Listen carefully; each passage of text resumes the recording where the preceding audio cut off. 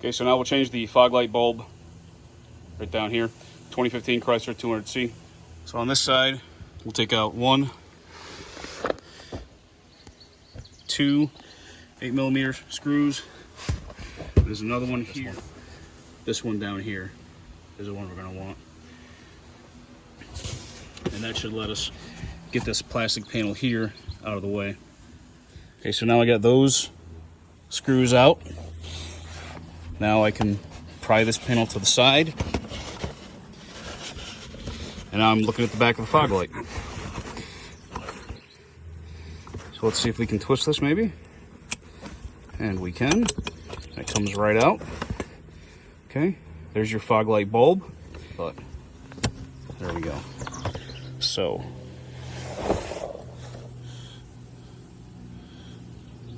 that's an H11 there. And then if you put a new bulb in, make sure not to touch the glass with your fingers. If you do, you want to clean it off some rubbing alcohol. Then you can put the bulb back in, twist it back to the right again, and plug it back in, and you'll be all set.